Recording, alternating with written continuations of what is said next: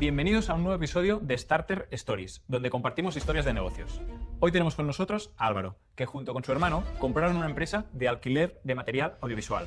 Tras solo un año, han doblado la facturación hasta $500.000 y han cuadruplicado sus beneficios.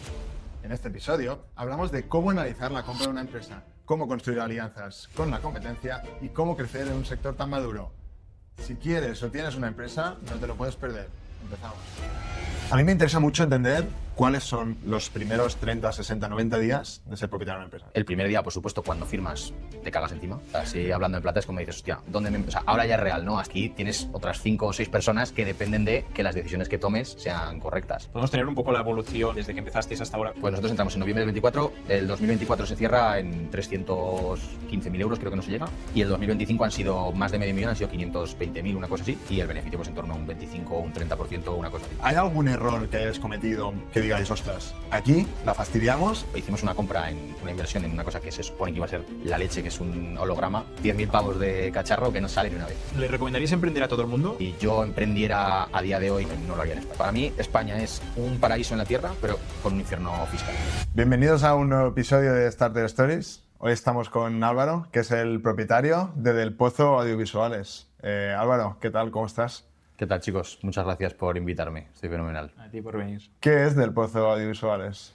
Pues bueno, resumiendo mucho, Del Pozo Audiovisuales es una empresa que alquila material audiovisual para eventos, sobre todo corporativos, pues conferencias, congresos, ferias grandes, todo este tipo de cosas. Vale. ¿Qué tipo, o sea, en concreto, qué tipo de materiales son los tipos para que alguien que no esté puesto en el mundo lo entienda?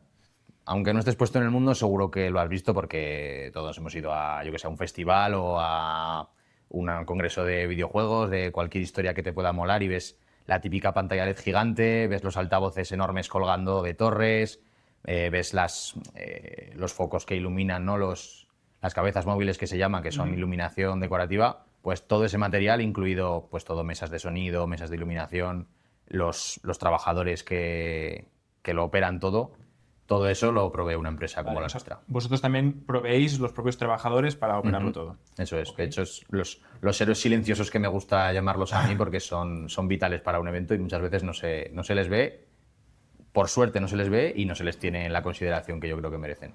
Total.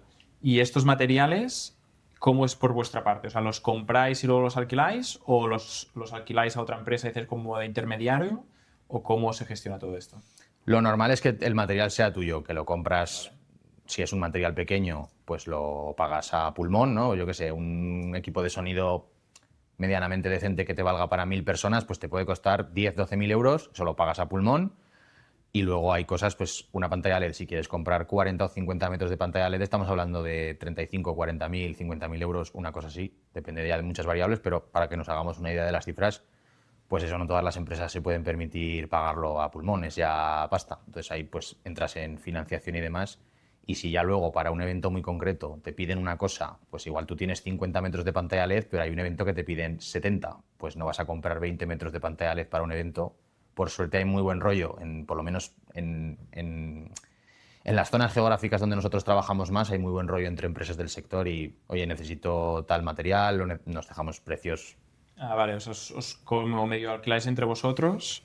Y yo qué sé, si yo sé que esto en el mercado vale 100, yo a ti como empresa partner del sector te lo voy a dejar en 75 para que tú puedas sacarle ahí también un algo, porque al final... ¿Y esto no es un poco... O sea, no competís un poco también entre vosotros por ese cliente, digamos? O sea, al final, no sé cómo serán las distintas empresas, ¿no? Pero si al final hay un evento, entiendo que las distintas empresas que tienen material se pelean un poco para ese evento.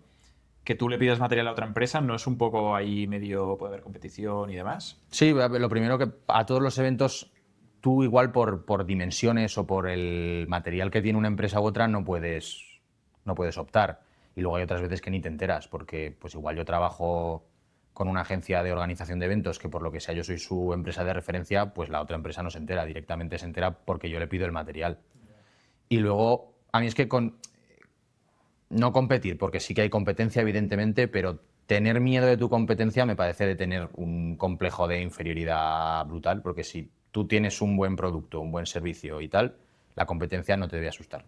Para mí todo lo contrario, porque si hay mucha competencia, quiere decir que es un sector que hay dinero y por eso hay gente, y si hay dinero nos podemos beneficiar todos. Y cuanto mejor lo hagamos todos y más dinero ganemos, más crece el sector y más dinero hay para repartir. Total. ¿Y cómo funciona? Desde el momento en el que, o sea, un cliente tiene una necesidad, en este caso audiovisual, os contacta a vosotros, tenéis un portfolio de servicios que ofrecéis, o tenéis una oferta customizada, por ejemplo, por clientes. ¿Cómo estructuráis esa demanda que os llega? Para empezar, sí que dejamos muy claro que esto, si entran en la web en audiovisualesdelpozo.es, que ahí tienes un cajetín para dejar tu mail y solo por dejarlo ya recibes un regalo y luego cada 3 días, los lunes, miércoles y viernes, recibes un correo donde contamos pues, curiosidades que nos han pasado en los eventos, cosas que te pueden servir a la hora de organizar desde tu boda hasta una conferencia de 10.000 personas y material exclusivo que no compartimos en ninguna parte. Pues en esos correos siempre dejamos claro, o regularmente dejamos claro, que por menos de 1.500 euros nosotros no salimos de la nave. O sea, quiero decir, si tu presupuesto es de 800, pues bueno, igual hay otra empresa que te lo hace, nosotros no. Y así nos parece una buena manera de ya empezar filtrando por el precio. Ya nos ahorramos gestionar ese cliente que para nosotros no es buen cliente porque porque nos va a competir por el precio, ¿no? Y no es lo que nosotros buscamos. Entonces, cuando ya hemos dado ese segundo paso de ¿me puedo permitir contratar a esta gente? Lo primero que siempre intentamos, aunque tú nos empieces a pedir un portfolio o historias de estas, que yo te mande un listado con todos los materiales que tengo, te voy a poner el modelo de altavoz, el modelo de cabeza móvil de iluminación, tú vas a decir, ¿esto qué es? Entonces yo te digo, a ver, me siento contigo, ¿qué quieres hacer? Pues quiero hacer esto, esto y esto, de esta manera, para tantas personas en este sitio. Vale, ya entramos en un segundo paso de estudio de proyecto, me voy contigo, vamos a ver qué necesidades tiene el espacio donde quieres hacerlo y contigo allí te voy a explicar, mira, pues como tú quieres hacer esto en este espacio que tiene estas necesidades, necesitamos aquí esto, aquí esto, aquí esto, aquí lo vamos a hacer de esta manera, esto no lo puedes hacer por esto. Incluso muchas veces nos piden más cosas de las que luego llegamos allí y decimos, si quieres poner aquí una pantalla de LED de 6x4, hazlo, pero el techo mide 5, te va a quedar horrorosa, ya haz lo que te dé la gana, ¿sabes? Está bien.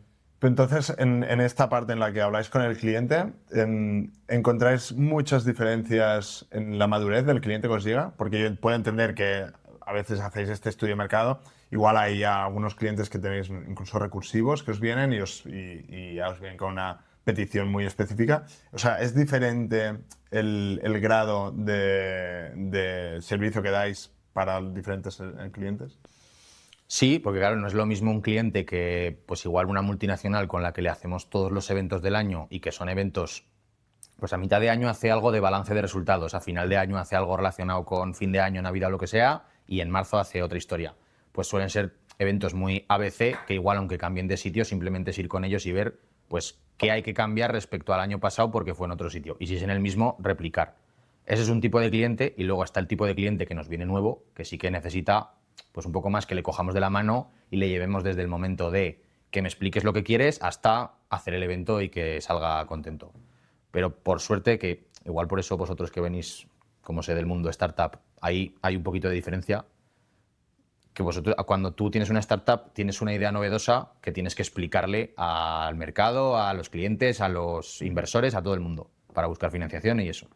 Por suerte nuestro sector es bastante más maduro y además la gente es consciente de que es bastante técnico y bastante, si no te mola, es bastante aburrido y eso yo lo entiendo. Entonces se dejan aconsejar bastante. Si tú le dices, aquí van 8 altavoces, nadie te pregunta, ¿y por qué no 6?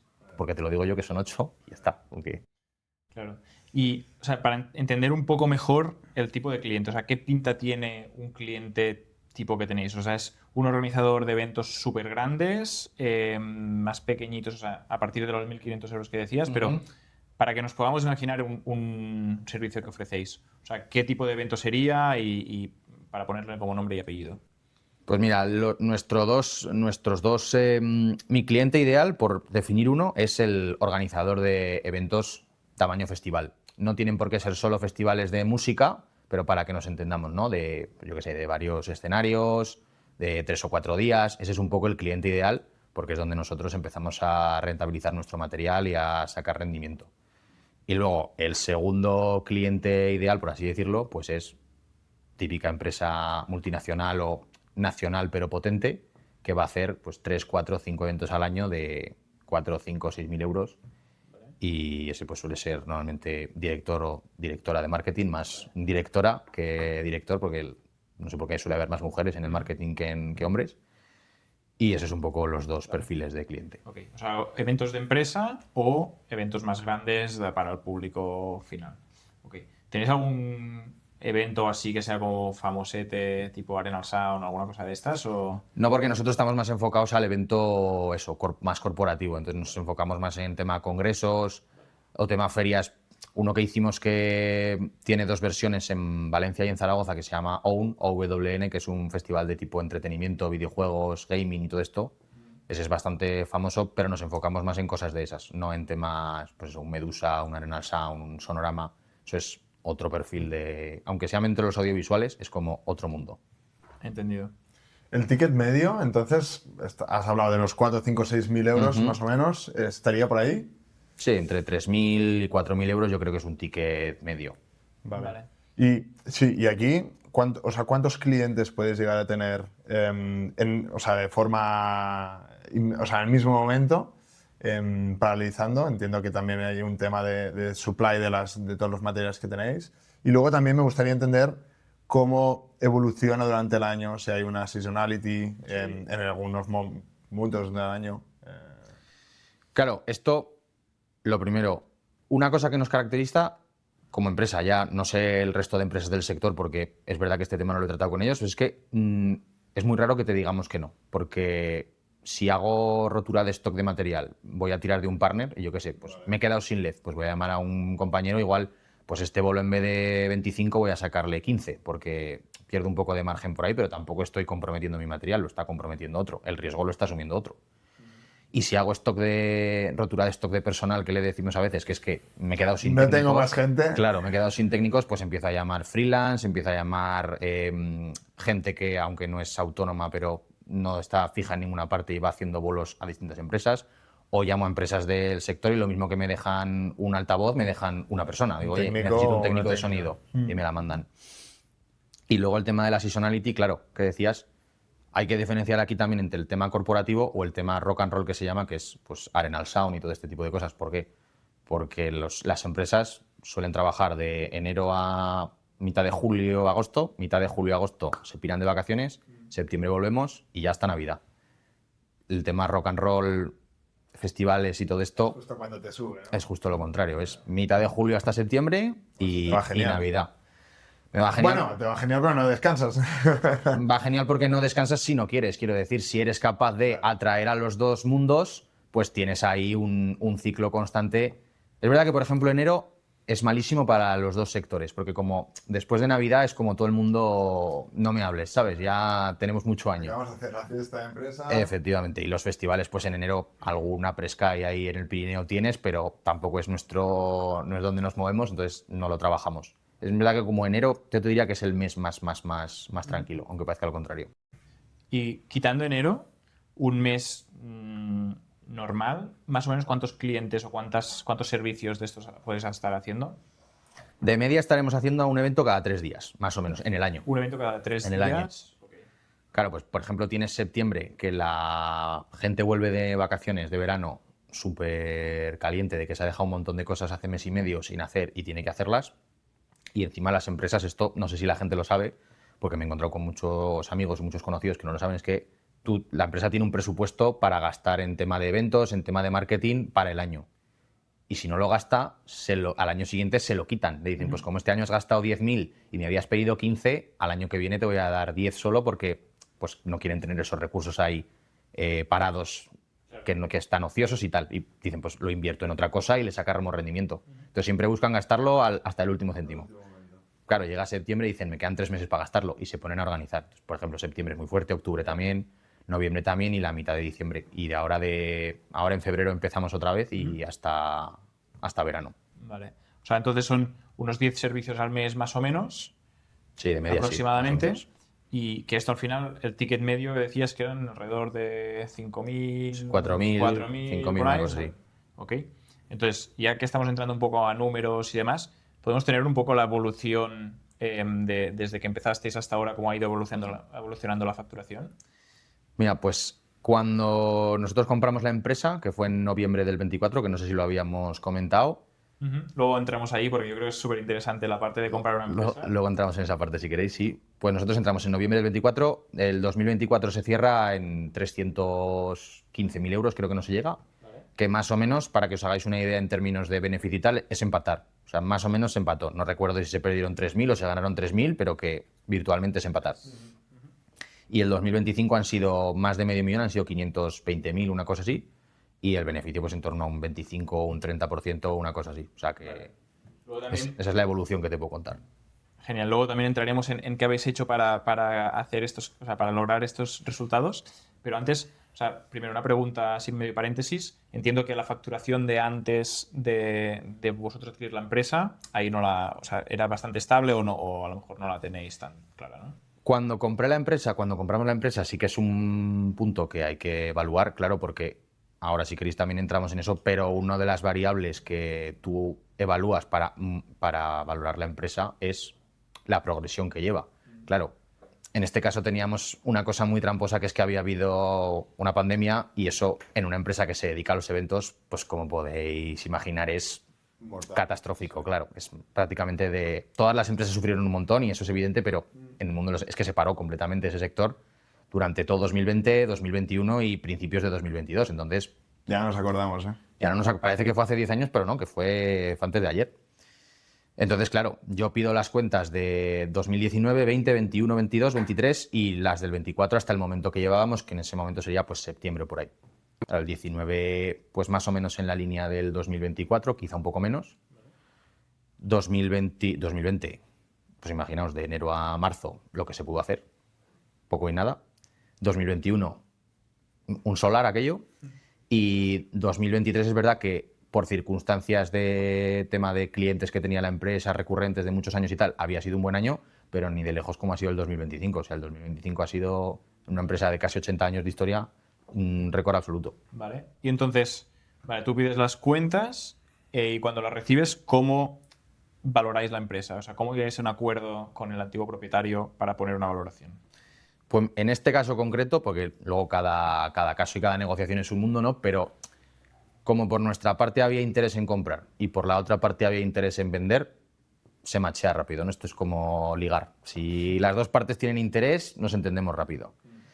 Y entonces, pues yo me reuní con el anterior propietario a mediados de julio, ya me comentó un poco cómo iba el tema y tal. Agosto lo dejamos un poco en barbecho por aquello de que nos íbamos todos de vacaciones y tal. Y en septiembre retomamos. En septiembre ya me envía cuentas, me envía balances, me envía pérdidas y ganancias, me envía pues, deudas que tiene la empresa, me envía relación de los trabajadores, que... Pues, Pasivo laboral, ¿no? Entiendo todo eso también. ¿Cómo, perdón? El pasivo laboral, como Eso es. Esa parte también, claro, hay que valorarla. Entonces, yo necesito saber cuántos trabajadores hay, qué antigüedad tiene cada trabajador, cuánto está cobrando cada trabajador, cuánto ha estado cobrando los últimos, me parece que son 2 años, porque eso me influye a la hora de si yo quiero finiquitar a alguien.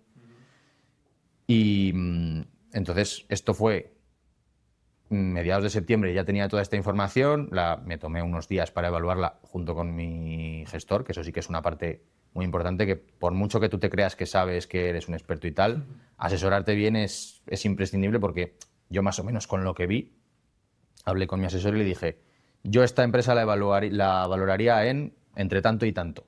Y él me dijo, pues mira, más o menos estás en lo cierto, si la compras por encima de esto, te has vuelto loco, si la compras entre esto y esto, es una buena compra, y si la compras por debajo, te la están regalando. Entonces, y esto fue, ya digo, mediados de septiembre. Antes del Día del Pilar ya habíamos cerrado el acuerdo. O sea que estamos hablando de mes y medio, 2 meses, como mucho, estaba todo cerrado.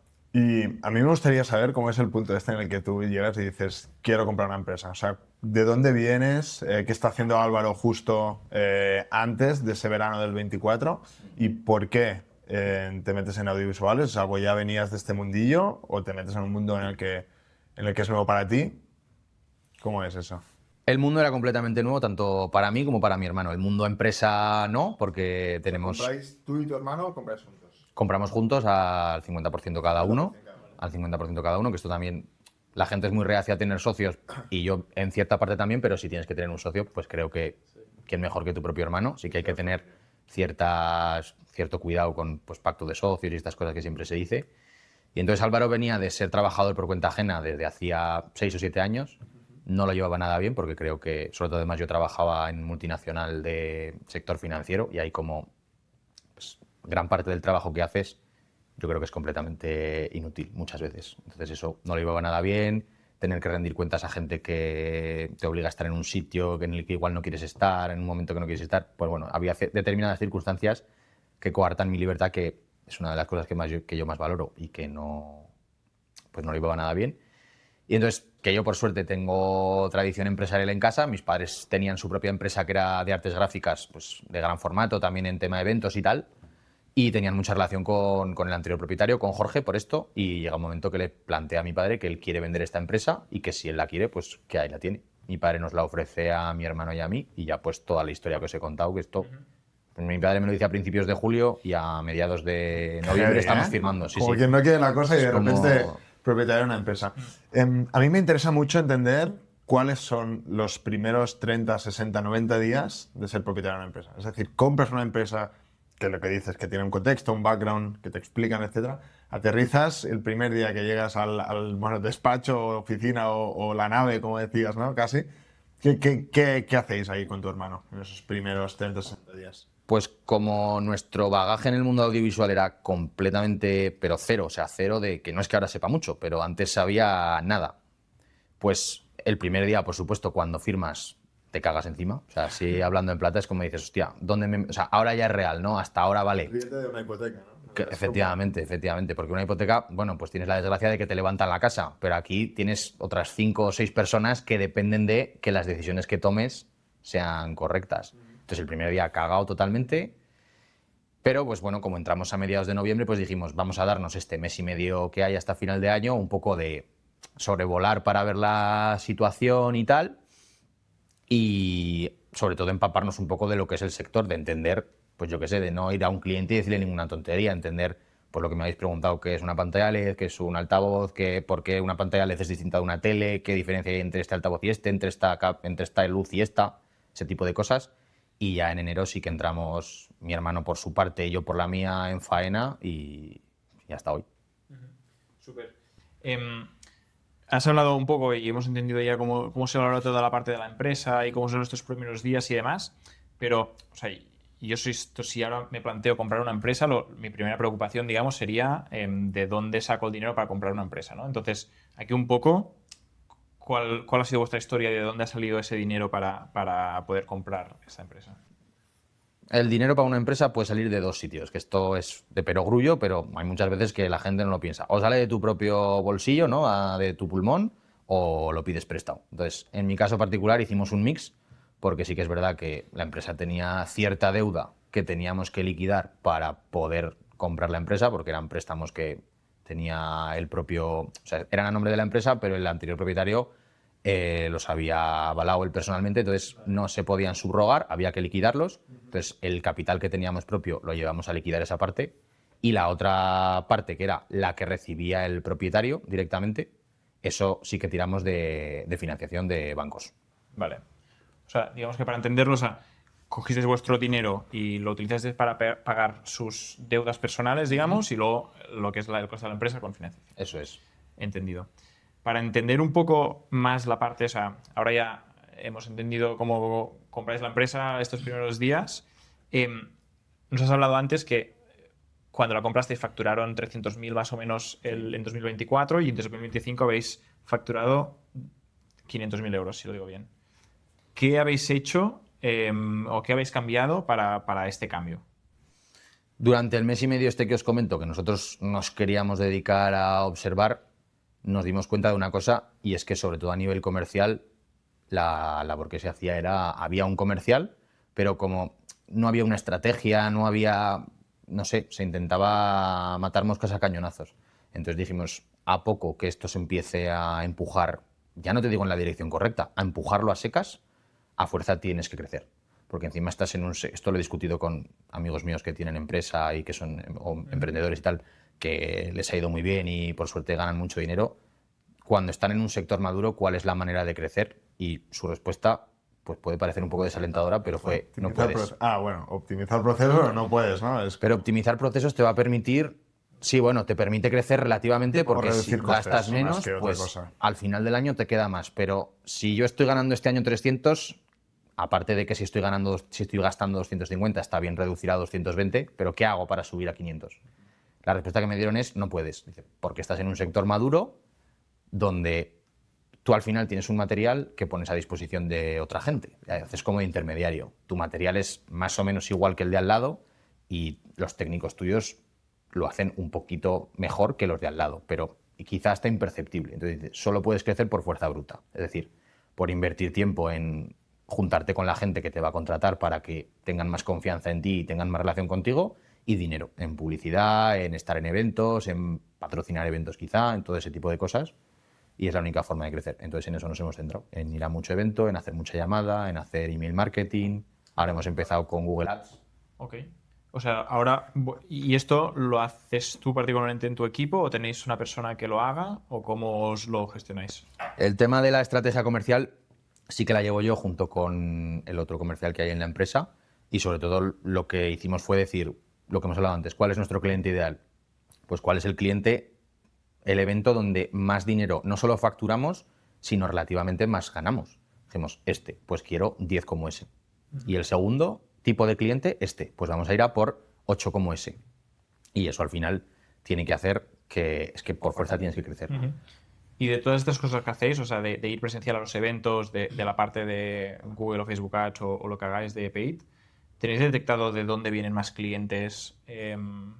O tenéis un mix ahí más o menos que es, o sea, vienen los clientes, pero no sabéis muy bien, o sea, es difícil a veces categorizar de qué parte salen. Sobre todo porque no lo medimos. O sea, aunque parezca mentira, a mí todo ese tema de mirar métricas y ratios no me parece tan importante. A mí la única métrica que me importa es la pasta que entra todos los meses y si al final del año, si se pudiera medir antes, pero bueno, al final de año por lo menos, que haya entrado más pasta que el año anterior. Y si no ha entrado, ¿por qué? Para corregirlo. Y si ha entrado, ¿por qué? Para potenciarlo. Eso sí me interesa. Pero si tuviera que decir, de donde más clientes vienen sin duda es de referencias. O sea, como boca a boca. Efectivamente, porque al final tú ten en cuenta que estamos en un sector donde nada puede fallar porque es el día más importante. Es como decirle a una novia que va a haber un fallo el día de su boda. No lo va a asumir. Pues toda una empresa que está haciendo, o a un tío que organiza un evento de lo que sea, que lo hace una vez al año o 2 veces al año, no le puedes decir que va a salir algo mal. Entonces, que el cliente quede satisfecho y que la satisfacción que tenga, que el valor que haya percibido de lo que le has dado esté por encima ya no del precio que ha pagado, sino de las expectativas que tenía, eso es súper importante porque ese tío te va a recomendar. Y aparte de la recomendación, bueno, ya no te pregunto por si lo medís o no, pero entiendo que tenéis una recurrencia de clientes, es decir, al final tenéis un portfolio de clientes, lo que decías, algunos tienen 4 o 5 eventos al año, ya llaman a Del Pozo de Usuales porque ya os conocen, y vais agrandando este portfolio de clientes, por lo que al final consigues, ¿no?, aumentar esa facturación anual. Estos clientes recursivos, bueno, no, un poco eso, entender si crecéis mucho en la recursividad de estos clientes. Claro, este sector, por ejemplo, el otro día estuve en un evento de emprendedores, que es de una academia de formación así bastante conocida, hacen eventos muy, muy masivos, muy llamativos, y yo que estaba allí como asistente, porque también me gusta verlos, fui a preguntar por la empresa que estaba allí y literalmente la tía que se encargaba de organizar los eventos me dijo, mira, esta empresa lleva con nosotros aquí 10 años. Entonces, salvo que se caiga un altavoz y mate a alguien, no la vamos a cambiar. Me lo dijo textualmente, ¿eh? O sea, no estoy cambiando ni una palabra. Claro, es un poco por lo que me decías, Xavi, eso es la parte mala del sector, que es que si yo voy a un sitio que llevan 10 años haciendo el evento con una empresa, es muy difícil sacar a esa empresa de allí. Tiene la parte positiva de que el evento que llevo haciendo yo 5, 6, 7 o un año o 2, da igual, si están contentos es difícil que te saquen. Porque, lo que hemos dicho antes, estamos en un sector donde es el día más importante y que nada puede fallar. Si yo te estoy cobrando 70.000 euros por un evento gordo, ¿cuánto te va a cobrar el que va a venir? 65, 60. Por 5 o 10.000 euros en un evento de cientos de miles, ¿te vas a arriesgar a que salga mal? Lo vas a hacer con el que estás contento. Por eso es un tema de fuerza bruta, de estar en todas partes y de que te vean en todas partes, porque habrá un día que igual los de esta academia que os acabo de decir discuten con la empresa que tienen. Pues si el día que discutan la primera empresa que les viene a la cabeza eres tú, te llamarán a ti. Si no, pues llamarán al que les venga a la cabeza o al que busquen en Google y salga. Pero Y entonces, o sea, yo veo un poco que la limitación de crecimiento, por lo que decías, al final es un tema de cartera de clientes, tener más clientes, pero a nivel ticket medio, ¿no hay una forma de hacer un upsell, por ejemplo, de todos los servicios que hacéis, e incluso en los clientes recursivos, vender más servicios de los que vendéis? ¿O al final el evento que hacéis es lo que es y al final no da para más? O sea, ¿estáis como intentando innovar siempre en la de servicios que dais para intentar crecer el ticket medio? Pues la verdad es que en ese sentido, o sea, la forma de crecer el ticket medio es subiendo los precios, que siempre los vas subiendo recurrentemente año a año, pero es verdad que dentro de eso no intentamos, porque la obsesión que tenemos nosotros, o en este caso yo cuando hago labor comercial, es sobre todo ayudarte con tu evento. O sea, lo digo completamente en serio, que es que yo te quiero ayudarte con tu evento y a que salga lo mejor posible. Entonces, no te quiero cobrar 75.000 si de esos 75.000 hay 5.000 que son inútiles, porque te vas a sentir un poco estafado, vas a ver que pues hay cosas que no hacían falta, porque los clientes tampoco son tontos. Entonces, prefiero venderte 70 y que digas, hostia, es que cada euro que me has cobrado estaba justificado, ha merecido la pena y el valor que he percibido está muy por encima del precio. Pero si te cobro 75 solo por yo engordarme la factura, pues muy bien, lo harás una vez o lo harás dos, pero va a llegar un momento en que la peña va a decir, oye, es que me estás cobrando más de lo que realmente necesito. Y esa parte también la valoran mucho, que llegues a un sitio y te digan, yo quiero poner, pues el otro día me lo decían, quiero poner una televisión de no sé qué tamaño. Y le dijimos, que no te merece la pena, pon una más pequeña, que aunque te facture menos, no te merece la pena. Y eso el cliente lo agradece, porque luego ve, cuando lo hace, dice, hostia, pues tenía razón. Dicen, esta gente es honesta, me podían haber cobrado 1.000 en vez de 800 y han preferido cobrarme 800 para que yo tenga lo que de verdad necesito. Totalmente. Pero entonces, o sea, hemos hablado de la parte de crecer el ticket, que ahí está un poco complicado y yo también soy partidario de esta honestidad. Y luego la otra parte es que para escalar es lo que decías a fuerza bruta. De cara a futuro, ¿cómo os planteáis crecer? O sea, ¿se puede escalar esta fuerza bruta? O sea, diciendo que el ticket se queda constante.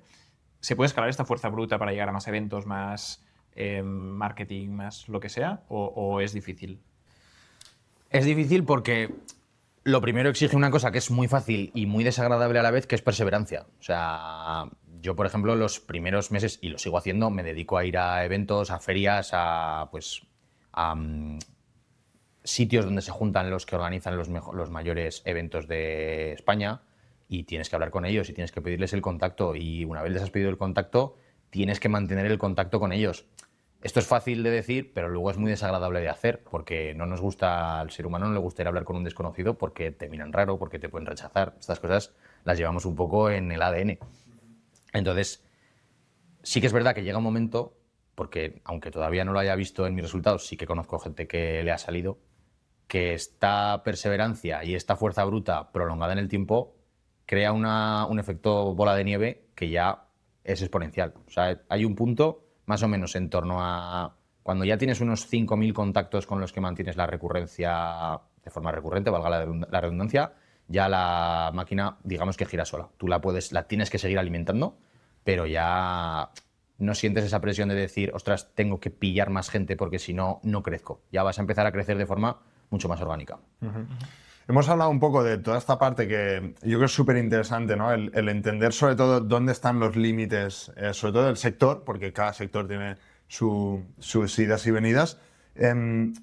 O sea, sé que es una pregunta un poco tricky, pero o sea, ¿hay algún error que hayas cometido o alguna decisión que hayas tomado en este año y medio que digáis, ostras, aquí realmente la fastidiamos y ahora en perspectiva lo veo muy fácil o lo que sea, pero en ese momento nos tiramos a la piscina, tomamos esa decisión y ahora pues hemos visto que no era la adecuada? Hay dos en concreto que, así como me lo estabas preguntando, ya me han venido.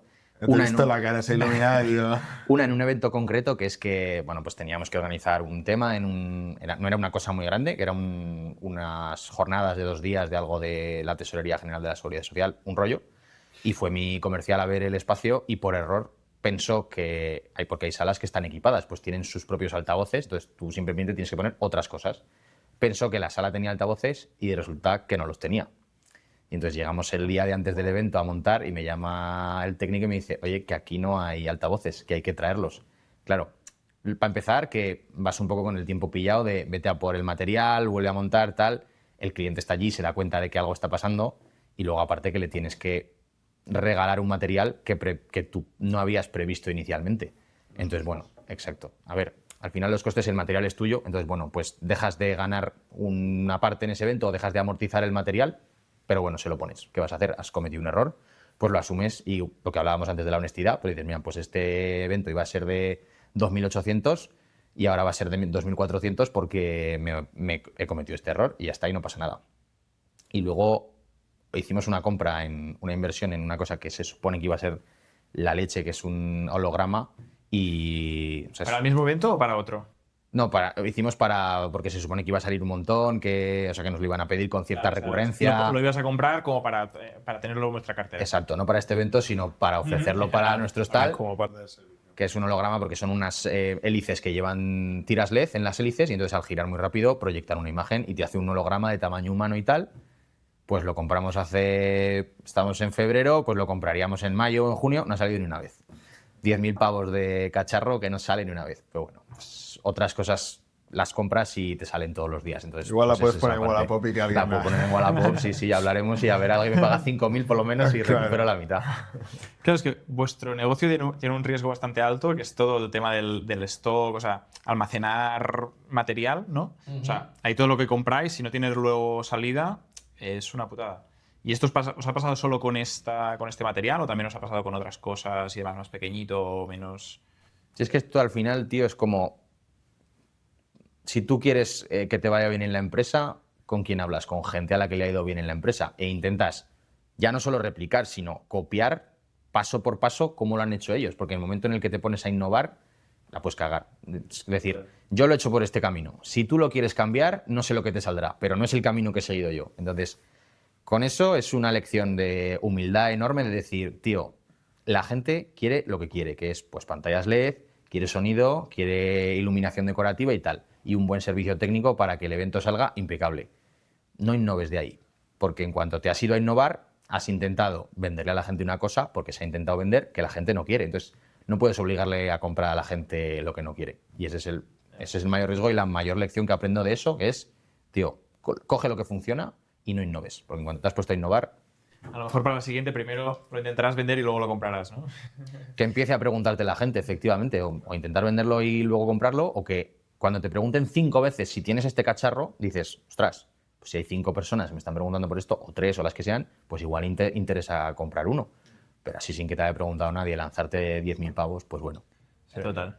Se entiende que es un poco el ciclo, ¿no? De entender el cliente y sobre todo entender el mercado que va evolucionando y han pues nuevos cacharros que van saliendo y ser igual no el pionero, pero el que al segundo o tercer día ya lo ofrece. Claro, igual cuando una empresa realmente grande tenga un músculo para ofrecer esto, igual incluso al principio prácticamente gratis para que la gente lo pruebe, pues ya te lo empiezan a pedir y entonces es el momento de empresas que no podemos permitirnos esa innovación entrar en esa tecnología.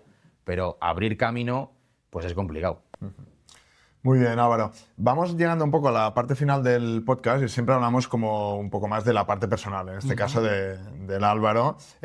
Yo, voy escuchando un poco toda la historia, incluso de antes de la compra de la empresa.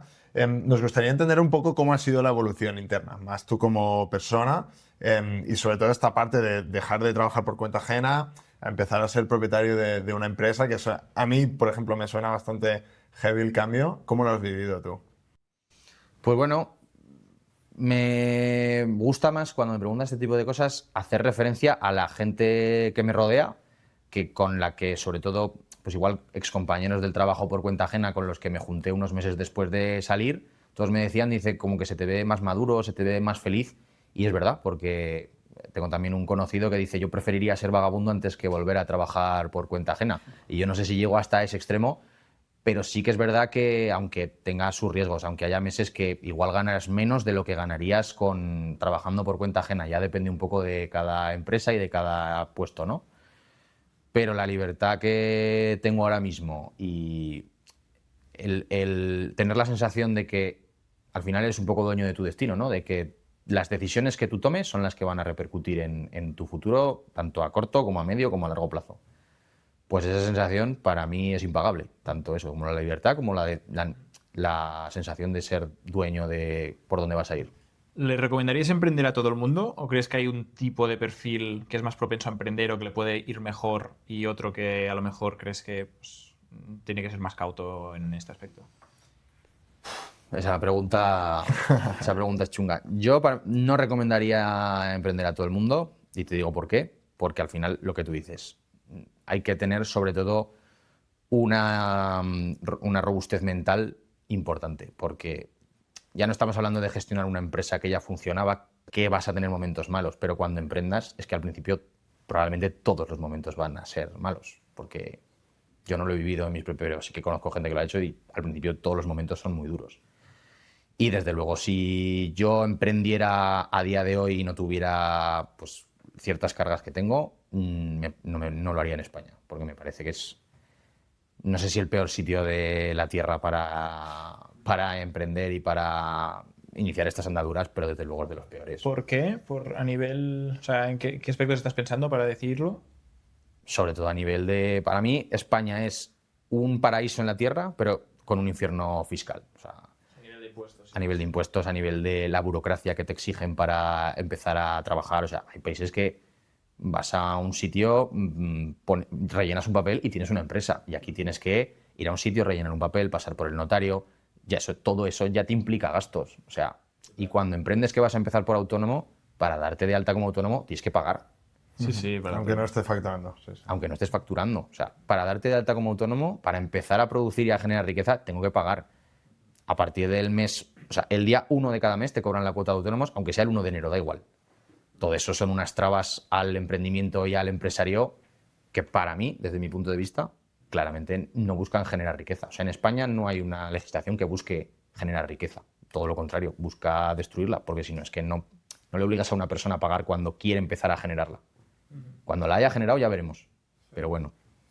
Normalmente, Álvaro, cuando entrevistamos, o sea, hasta ahora hemos entrevistado sobre todo gente que había empezado el negocio desde cero. En tu caso es diferente y con tu hermano compráis la empresa. ¿Tenéis una estrategia de salida? Es decir, Álvaro y su hermano se plantean vender del Pozo de Visuales si llega una buena oferta. ¿Es algo que consideráis? ¿Tenéis una estrategia de salida? Lo hemos hablado alguna vez ya durante este año, no de forma seria, pero sí que lo hemos comentado. Y aunque no tenemos porque llevando solo un año, no tenemos una cifra por la que venderíamos mañana si me la ofrecen, porque todavía no le hemos visto el techo que puede alcanzar esto, pero en el momento en el que viéramos ese techo, yo siempre digo que los negocios no son para hacer lo que te gusta. Entonces, por mucho que me guste lo que estoy haciendo o a mi hermano le guste lo que está haciendo, los negocios son para hacer dinero y para aportar valor a los demás. Si aportas valor a los demás, va a venir el negocio solo y va a venir el dinero solo. Entonces, en el momento en el que vea que ya no puedo aportar más valor del que estoy aportando, entonces empezaría a buscar salidas del sitio. Pero sí, yo desde luego no me caso con ningún proyecto en ese sentido y yo creo que no debería hacerlo nadie. Es decir, si os ofrecen venderlo hoy por el doble de lo que lo comprasteis, ¿qué diríais? ¿O qué diría Álvaro, por lo menos, sin conocer la opinión de tu hermano ahora? Álvaro diría que no. Y me juego a decir que mi hermano diría que tampoco. Por el doble no. Si hablemos más pasta, igual sí, pero el doble no. El doble no. Interesante. Oye, súper Álvaro, pues ha sido un placer tenerte. Me hemos llegado al final del podcast, pero muchas gracias por compartir con nosotros tu historia. A vosotros, chicos. Gracias, hasta luego. Oye, Muy bien. Hostia, lo de vender siempre es tricky, ¿eh? Es tricky, tío. Me lo han preguntado yo un par de veces y la primera vez que me lo preguntaron lo hablé con mi hermano. Digo, oye, me han preguntado que si por cuánto venderíamos la empresa. Y claro, mi hermano dijo, pues por 1 millón de